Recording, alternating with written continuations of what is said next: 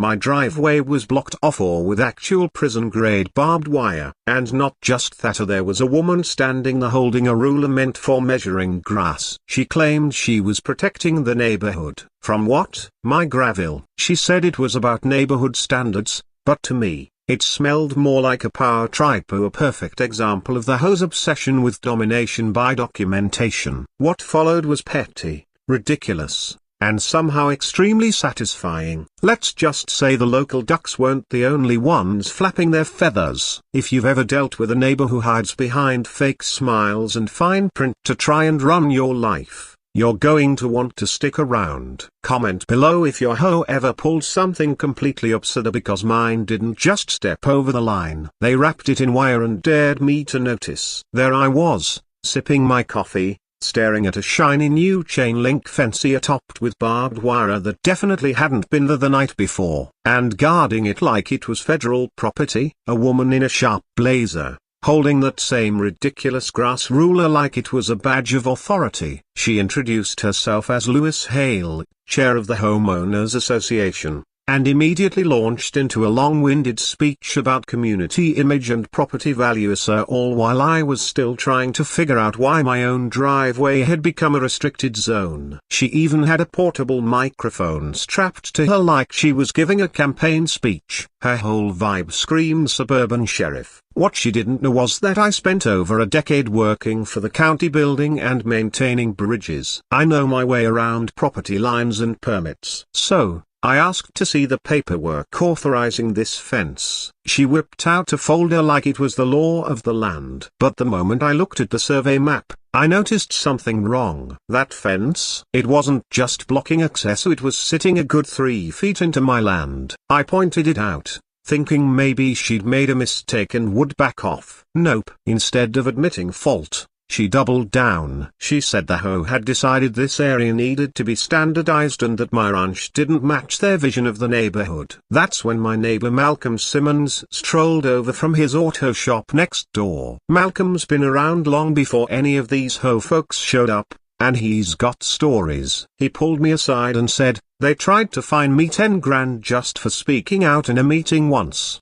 These people, they don't stop until someone stops them. If you let AM, they'll drown you in paperwork and legal threats." Malcolm doesn't waste words, and I trust him. He was warning me that this wasn't just about property liners, this was about control. And he was right. Louise must have overheard us, because she turned and said, very smugly, that if I damaged or removed the fence, the HOA would fine me $3,000 for destruction of community property. I reminded her again that it was on my land. She just smiled and said, "Prove it in court, Mr. Pattison." This isn't the wild frontier anymore. That tone, like I was a toddler she was tolerating, that's when something clicked. I've dealt with bureaucratic bullies before, but she took it to a whole new level. But here's the thing about working in infrastructure, where you learn how to spot creative solutions where others only see obstacles. While Louise stood there soaking up her imaginary victory, I was already mentally drafting my next move. I looked at that little strip of land and had an idea. If she wanted to play the rules game, I could play it better. I told her I'd need time to review the documents in detail and that we'd be talking again soon. She seemed pleased, like she thought she'd scared me into submission, and packed up her ruler and mic. As she turned to leave, I called after her, "Oh, Mrs. Hale, you might want to double-check those property lines. I think this isn't the end of the conversation." She waved me off like I was just another country bumpkin who didn't understand the rules of polite society. The moment she was out of sight, I headed straight inside and pulled out the original property deed and my surveying tools. Years of experience taught me to document everything, and I had a full survey from when I first bought the property. Sure enough, that fence was clearly 3 feet over the line, which meant I had options. Malcolm came by with coffee and saw me sketching on graph paper. "What's that?" he asked. "A pedestrian bridge," I said, grinning. "Right over her fence." Malcolm stared for a second and then burst out laughing. "You might be crazier than she is, but I like your style." A few days later, there it was, a charming little wooden bridge, arched right over her fence, with a hand-painted sign that read, "Toll $1." her face when she saw it. Worth every splinter I got building the thing. But before we get to her reaction, let me tell you how that bridge came to be, because the process of putting it together was almost as satisfying as the chaos it stirred up afterward. First stop, county office. I submitted a construction permit for a pedestrian bridge. The clerk raised an eyebrow and asked if I was serious about building a toll bridge in the middle of a residential neighborhood. I told him, yep, it's on my land, meets county design standards, and according to municipal code, nothing says a private landowner can't charge for crossing their property. Permit approved. No fuss. I also filed a property dispute while I was at it just to get it on the books. The bridge itself was a simple arch designer 4 feet wide, 8 feet long, handrails, the whole deal built from leftover lumber from other ranch projects. It took a few days to finish. Each evening, Malcolm came by to help, and before long, the whole thing turned into a bit of a neighborhood spectacle. People were walking over to see what we were building, and when I told them the story, most of them couldn't stop laughing, especially when they heard about Louis's 5 a.m. fence stunt. The bridge was finally done. I spent the rest of the day adding a little flair, painting a sign and setting up a small cash box. Honestly, I didn't expect anyone to actually pay the toll. The whole setup was more of a statement than anything else. But then something unexpected happened. Simon Taylor, the local delivery guy who runs this route, showed up holding a crisp dollar bill. He asked if he could be the first to officially cross. Then he pulled out his phone, started filming, and made a whole production of it, narrating his historic crossing like he was reporting live from a national landmark. Within the hour, people started showing up with dollar bills in hand. Neighbors I'd never even spoken to were lining up, taking selfies on the bridge, and treating the whole thing like a roadside attraction. Malcolm brought out a folding chair and began jokingly directing traffic, claiming we needed formal bridge crossing protocols. The whole thing had this bizarre, festive energy. People were laughing, posing for pictures, and pointing out how ridiculous Lizzie's barbed wire fence looked in the background. It had gone from conflict to comedy. Then she showed up. Same power suit, same portable mic, and a folder full of paper, so except this time, her face said it all. She was livid. She marched right up and tried to shut it all down, declared the bridge a public nuisance and demanded it be dismantled immediately. I calmly handed her the permit I got from the county office. I explained that the bridge was legally built, met all construction standards, and most importantly was sitting entirely on my land. She looked from the permit to the bridge, and I could practically hear her jaw tightening. She launched into another one of her rehearsed rants about neighborhood image and how my little toll bridge was somehow undermining the aesthetic integrity of the community. But this time, she wasn't preaching to an empty yard. She had an audience here and they weren't on her side. These were the same people who just paid to walk across it, and they were enjoying every second. When she reached to snatch the toll sign off the bridge, she must have forgotten how slick the morning dew makes the grass. One wrong step, and down she went straight into a muddy patch left over from the last train. Her once crisp power suit was now a soggy mess. The blazer, unrecognizable. Her neatly styled hair, hanging limp and chaotic. She looked less like an authority figure and more like someone who'd lost a fight with a pigpen. The whole crowd froze. No one said a word, but the silence spoke volumes. It wasn't laughter. It was judgment. Sharp,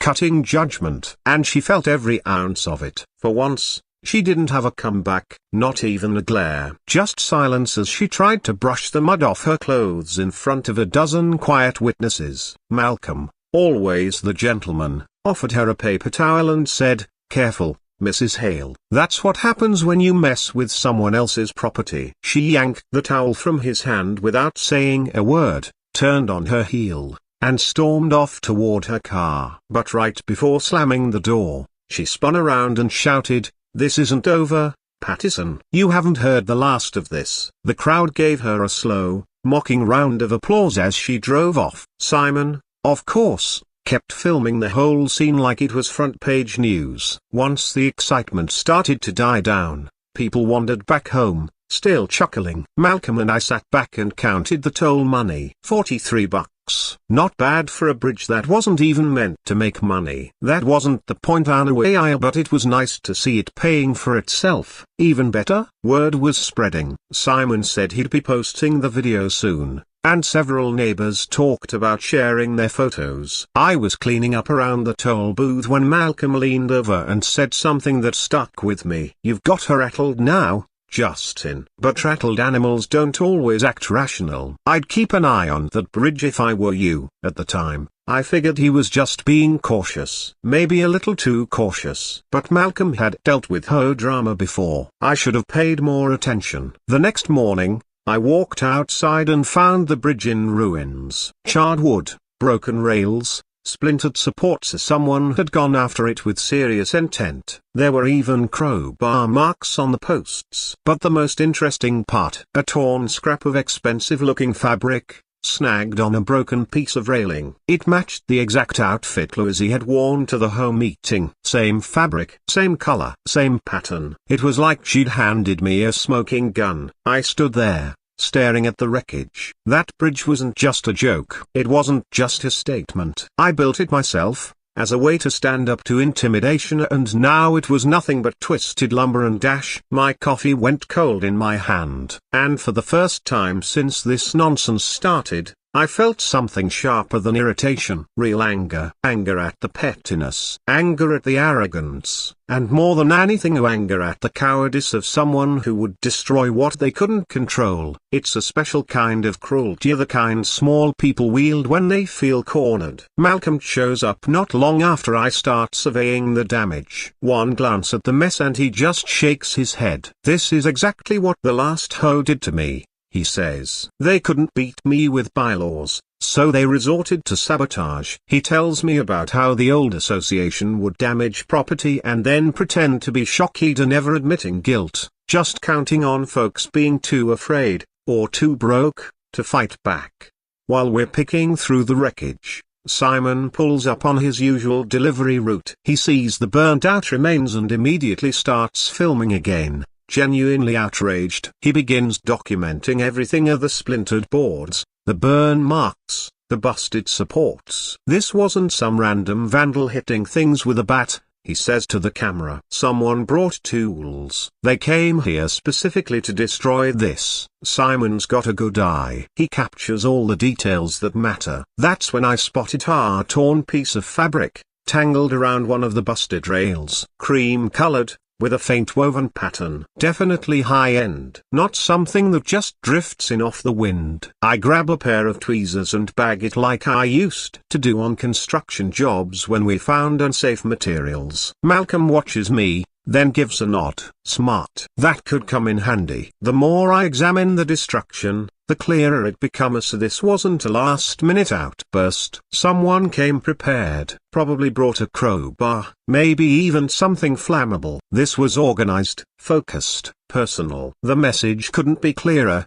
build something without permission, and we'll destroy it. I didn't want to accuse Lizzie just because I couldn't stand her, but with that fabric in hand, I printed out a still image from a video on my phone and started asking around the neighborhood. "Hey, did you see anything weird last night? Hear anything out of place?" Most people hadn't. But Mr. Donnelly, 3 doors down, mentioned spotting a silver SUV parked near the corner stop sign sometime in the early hours. Around 2 a.m., he guessed. "Didn't think anything of it," he said. "Figured it was Uber drivers waiting for a fare." I made a note and headed over to the spot where the SUV had been. Right by the sidewalk, half buried in dry grass, was a single cigarette butt, brand, Avalon Gold. I showed it to Malcolm, and he raised an eyebrow. "Now that's a rich woman's smoke," he muttered. "My ex used to treat those like gold bars." Later that evening, I called Simon, asked if he could dig through the footage he shot yesterday, specifically, anything that showed Louise holding a cigarette or standing near her car. He sent over a clear frame,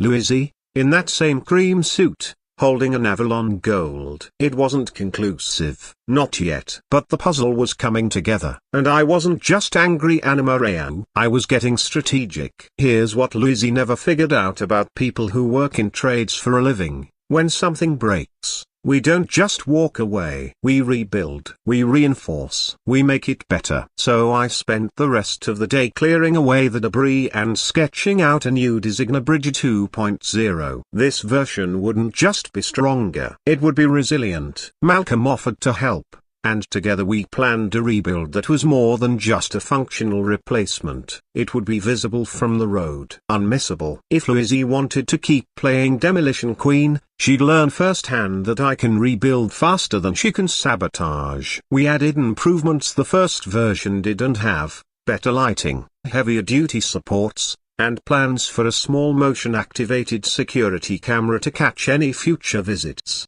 While we were deep in design mode, Simon came back with some juicy neighborhood news. Apparently, right after her muddy misadventure on the bridge, Louise called an emergency home meeting. According to Simon's sources, she ranted non-stop about unauthorized commercial structures and threats to community property values. Several neighbors told him she was more wound up than usual, agitated. Even, she'd hinted at taking action to resolve the bridge problem. The clues were adding up. And that fabric sample, looking more suspicious by the hour. I was fairly certain I knew exactly where it came from. But rushing in with accusations wouldn't work.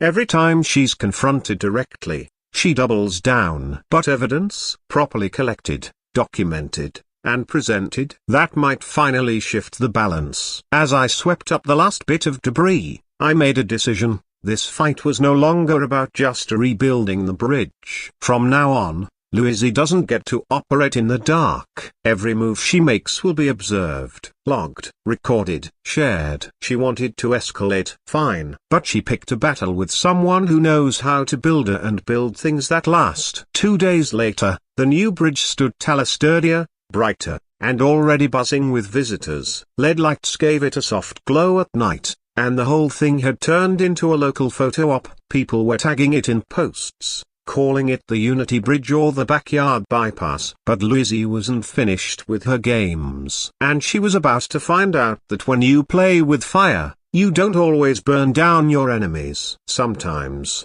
you just set yourself alight. This bridge, it wasn't just rebuild. It was a statement. The first one said enough. This one said, I'm not going anywhere. The new bridge wasn't just sturdier, it was personal. The wooden beams were etched with little carvings from neighborhood kids. One of them even painted a tiny duck in the corner, a quiet tribute to the lake that had started all of this. Malcolm and I worked through the weekend, putting together something that looked more like a public art installation than the result of a backyard feud. We used pressure-treated lumber, added decorative touches, and installed a lighting system that made the bridge glow visible from 3 blocks away. At the entrance, a new sign read, Patterson's Bridge, a check-in $1 with smaller print below, all proceeds support local neighborhood projects. On Monday morning, Simon returned with his camera in hand, ready to document what was supposed to be a small reopening. But when he arrived, we were both stunned. There was a line of people waiting to cross the bridge. Word had gotten out. Somehow, this little backyard bridge had become a local attraction. People brought their kids, took selfies, posed for family photos. What had started as a practical fix for a walkway had turned into something of a community event. By midday, the bridge had transformed into an impromptu gathering spot. Someone set out cookies. Another neighbor hung up handmade artwork. A spontaneous little market took shape around it, right next to Louise's sad, imposing fence, which now looked even more absurd by contrast. But by the afternoon, the tone began to shift. Mrs. Talbot, who'd baked brownies for the bake sale, pulled me aside. Her voice was low, worried. Justine, a broken bar. I'm not sure about all this. Louise stopped by this morning, said she has documents, so engineering stuff for that says the bridge isn't up to code. That if someone falls, you're liable. I tried to reassure her, but the damage was done. The doubt had been planted. Not long after, a man I barely knew crossed the bridge and muttered under his breath, "Just hope this thing doesn't collapse with my kids on it." It wasn't loud. It wasn't angry. But it was enough. Louise's whisper campaign was working. I noticed fewer people stopping to take photos. More hesitant steps. Nervous glances. All sparked by phony paperwork and scare tactics from someone who'd never so much as lifted a hammer in her life. Then she made her next move, a one even more insidious than tearing the original bridge down. She began making her rounds door to door, folder in hand, spreading fear. Inside that folder, forged engineering reports and legal warnings. She told neighbors the bridge was unsafe, that it was only a matter of time before someone got hurt, and when that happened, they'd be able to sue me into the ground. And the worst part? People were listening.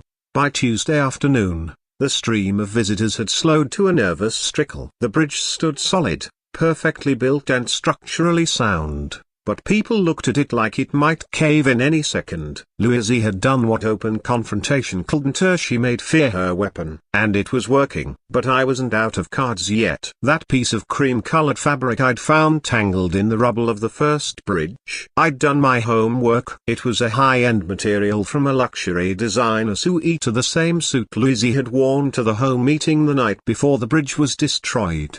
Simon's video had caught her in it. The fabric matched perfectly. On Wednesday morning, I set my plan in motion. I built a simple display next to the toll collection box. It had photos of the destroyed bridge, a close-up of the fabric sample, and stills from Simon's video showing Louise in that same suit.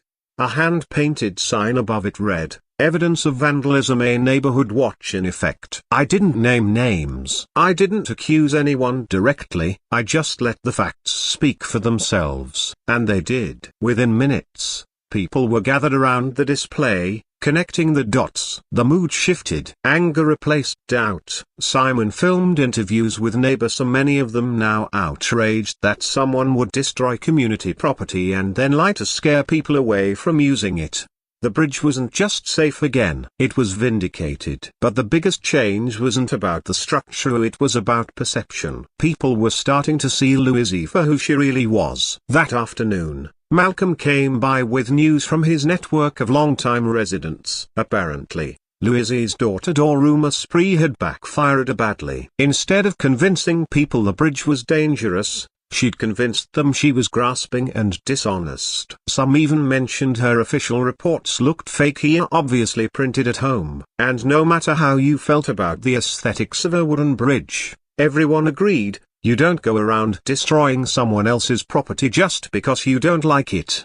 That evening, Louise tried to regain control the only way she knew how, through bureaucracy. She called another emergency home meeting. This time, the notice claimed the bridge was a public nuisance, that it posed a community safety risk and needed to be removed. But something had shifted, because this time, she wasn't the only one with a voice. Louise had called for the meeting under the guise of addressing safety concerns through proper channels. But what she failed to realize was that her credibility had already collapsed. This night wasn't going to go the way she hoped, and she had no idea just how badly it would backfire. The community center was just a plain brick building, but that evening, it might as well have been a courtroom, a theater, and a lit fuse all rolled into one. As I walked up the steps, I felt the weight of dozens of stares. Some expected drama, others wanted justice. I was prepared to bring both. Simon was already inside, setting up to film the entire meeting. Neighbors had told me they were coming specifically to show support for the bridge, and against Louise's campaign of manipulation. Malcolm offered a quiet warning, cornered animals are dangerous. But I wasn't worried. Louise had already laid her own trap of fabric evidence, forged reports, a pattern of underhanded retaliation. It was too much to explain away, even for her. By the time the meeting began, the community center was packed. The room buzzed with quiet anticipation. Louise sat at the front table, positioned behind a microphone, flanked by papers, clearly expecting to command the room. She wore a different outfit tonight, likely because she knew I had evidence tying her cream-colored suit to the vandalism. Melanie Walters, the HOA secretary, looked visibly tense as she took her seat next to Louise. For days, I'd been quietly speaking with Hero ever since Malcolm told me how unhappy she was with the way Louise treated her. Melanie did all the real work. Louise took all the credit. And she'd had enough. It turned out Melanie also had access to all the HOA's financial records. And she'd been noticing some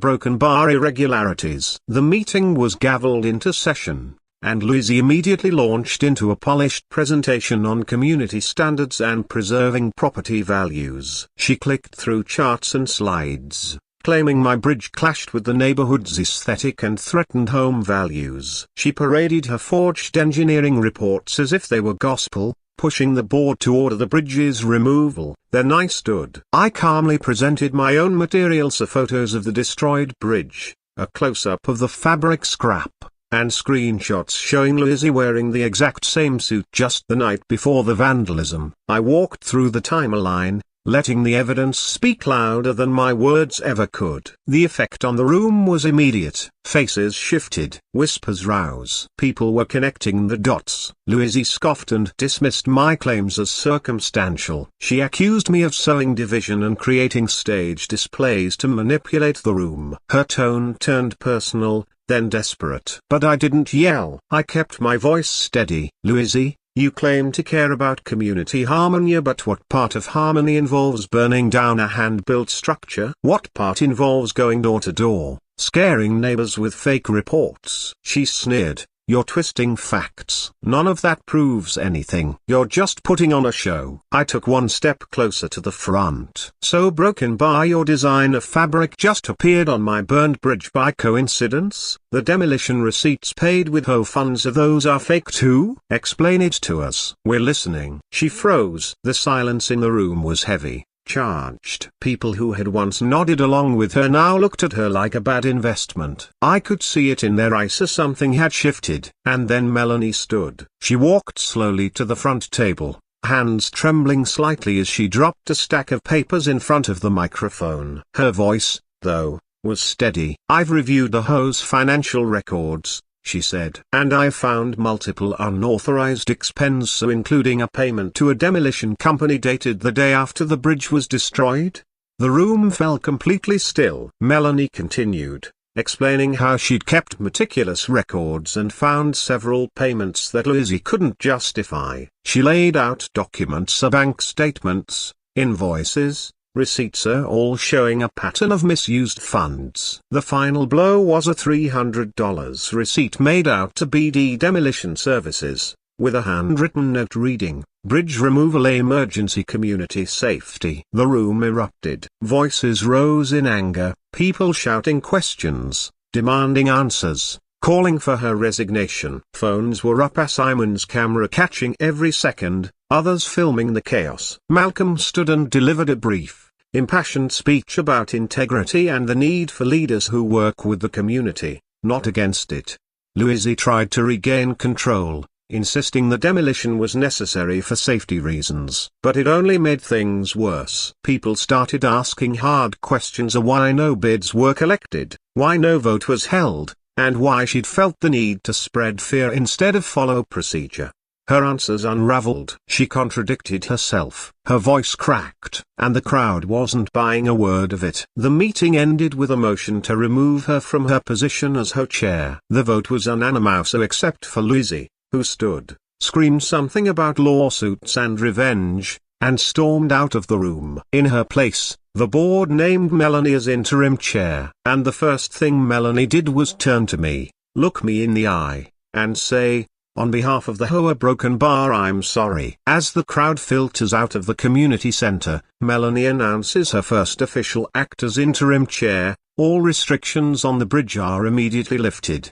Malcolm comes over, shaking my hand. "Well, Justin," he says, "you've won this round." But Louis never seemed like someone who takes a loss gracefully. "I'd keep an eye on your place for the next few days." At the time, I figure the worst is behind us. Turns out Malcolm's warning is more prophetic than I could have imagined. Louis's final act of desperation involves hiring a group of thugs to vandalize my entire ranch. But this time, I've got camera, high resolution, motion triggered, and covering every angle, and they catch everything. She ends up in handcuffs while I stand at the edge of my driveway, holding a sign that reads, "Toll closed." Justice doesn't just get served. Sometimes, it comes garnished with poetic irony. The weekend after the home meltdown is eerily quiet. Too quiet. Louie's been exposed as a fraud, a vandal, and a thief. She's lost her power, her credibility, and most of her allies. But she hasn't apologized. She hasn't disappeared. And she definitely hasn't surrendered. I take Malcolm's advice and upgrade my security. Cameras go up across the property,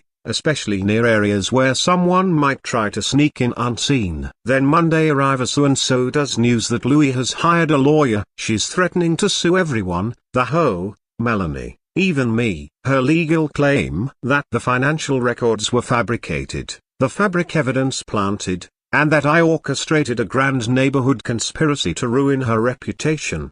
Letters arrive demanding I take down the bridge and pay damages for defamation of character. It's a laughable attempt to reclaim control, but it shows she's not going quietly. Then, early Tuesday morning, around 2:00 a.m., the cameras light up. 3 men with crowbars and bolt cutters approach the property, moving with practiced purpose. They aren't here to argue policy. They're here to wreck everything. Fences, mailbox, garden, and of course, the bridge. The cameras catch every blow in crystal clear detail. I wake to the sound of wood splintering and check the feeds on my phone. The men are working systematically, like they've been given a checklist. I call the police here, then Malcolm, who lives just a few blocks away. While monitoring the footage, I see something that makes my stomach drop. Louie's car, parked just down the street, with her sitting inside. She's not just involved, she's orchestrating. The police arrive just as the vandals are finishing up. They try to run, but Malcolm's already maneuvered his car to block their exit safely but firmly. All 3 are arrested on the spot. And the evidence? Overwhelming. Police search the men and find a handwritten list of targets on my property and a phone filled with recent calls to Louie's number. But the highlight of the night is when officers walk up to Louie's vehicle. She tries to drive off, but the road is sealed. When they question her, she claims she's just out for a late-night drive and has no idea what's going on. That story doesn't hold up for long. Not when they check her call history and find she's been in contact with the attackers during the actual incident. As they put her in cuffs, I step out to the street holding the sign I'd made as a joke days earlier, "Toll closed, management unavailable." She sees me and starts screaming that this is all a setup, that I've ruined her life. I don't say a word. I just hold up the sign like I'm unveiling the grand prize on a game show. Cheers erupt from across the street. One neighbor yells, "I'd pay $10 to see this again." Simon's already live streaming. Within 15 minutes, his feed has thousands of views. Comments roll in fast. Ho Karen goes full Felnia, this is gold. Double the toll. I'm crossing that bridge daily. By sunrise, the video's been reposted to a local news blog. By noon, it's made regional television. They're calling it the Toll Troll Saga. Reporters show up asking for interviews. I decline. But Simon, he steps right into the spotlight, walking them through the timeline, the evidence, and even holding up the original $1 toll sign like it belongs in a museum exhibit. Louie wanted control. Instead, she became a cautionary tale. As the police cars pull away with her in the backseat, several neighbors come out to watch. By morning, the entire community knows what happened. The legal consequences hit fast. The vandalism alone carries serious charges. But paying others to commit it, that bumps it up to conspiracy and possibly even racketeering. Her lawyer drops her case as soon as the security footage goes public. Civil court is no longer an option. She's facing criminal prosecution now. Meanwhile, the investigation into HOA funds uncovers even more embezzlement. Within a week, a for sale sign appears on her lawn. It's quickly become a local selfie hotspot. To everyone wants a picture in front of the fallen tyrant's house. Malcolm jokes that someone should buy it just to keep another HOA dictator from moving in. Turns out, that's exactly what I end up doing. The 3 men she hired, small-time crooks she found online, likely through some shady gig site. They flip almost immediately, confessing everything. They tell the police Louis paid them $500 each and gave specific instructions: teach that bridge guy a lesson he'll never forget. As I clean up the wreckage and rebuild the bridge for the third time, I realize how far we've come. Louis went from self-appointed HOA enforcer to criminal defendant. The bridge, once a symbol of rebellion, has become a symbol of community strength. And me, I went from a guy just wanting to be left alone in a broken bar to a reluctant local hero. 6 months later, I'm the proud owner of Louis' former house. We've turned it into a fully functional community center. Out front, there's a handmade wooden sign that reads, Patterson Community Hall, formerly the Hale Residence East.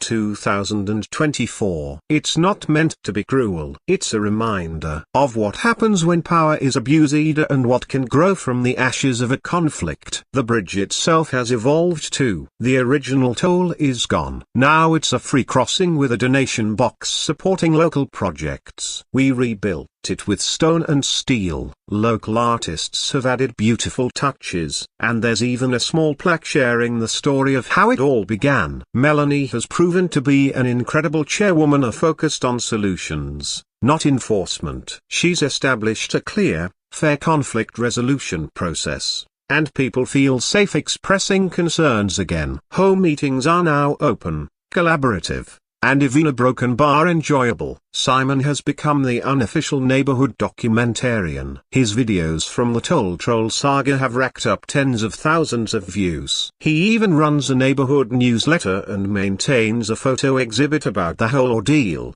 The grand opening of Patterson Community Hall happens on a warm Saturday afternoon. Ribbon cutting, potluck, laughter, kids running in the yard. Neighbors new and older gathering not out of outrage, but out of pride. That bridge was meant to connect land. The bridge had become more than just a physical crossing, it was now the symbolic gateway to something much bigger. During the grand opening of the community center, people strolled across it to join the celebration. I stood there for a moment, watching kids laugh on the playground and adults chatting over paper plates at picnic tables, when my phone buzzed. An unknown number. I answered it, and sure enough, it was Louise. She was calling from wherever her court-ordered community service had taken her. Her voice was different this time, softer, humbled. She said the criminal charges had been a wake-up call. She talked about lessons learned, about the importance of working with others instead of trying to control them. Then she asked if there was any possibility of coming back to the neighborhood. I listened carefully. She did sound sincere, but I also remembered what Malcolm had told me about people like here are those who crave control rarely give it up for good. So I kept it simple. I told her the community center was open to all, even her. But if she ever wanted to be part of this neighborhood again, it would have to be through consistent, genuine contributions and not just apologies and promises. After I hung up, Malcolm wandered over with a drink in each hand. He raised an eyebrow. "Who was that?" "Louise," I said. He gave a slow chuckle. "Some people just don't learn. But you did the right thing. Words are cheap, actions aren't." And hers shouted plenty. Together, we watched more neighbors arrive, some crossing the bridge that had started this entire journey. It ended, fittingly, with our first official community meeting in the new hall. Ideas flew. Someone suggested building a garden under the bridge. Another pitched monthly movie nights and seasonal block parties. The conversation was warm, cooperative. Everyone wanted to build and not bicker. As things wrapped up and folks cleared their tables, I found myself alone on the bridge again, looking out over our little neighborhood. It struck me how far things had come. What started as a petty dispute over a strip of land had transformed into a lesson in resilience, unity, and how communities are shaped not by rules, but by the people willing to fight for what's right.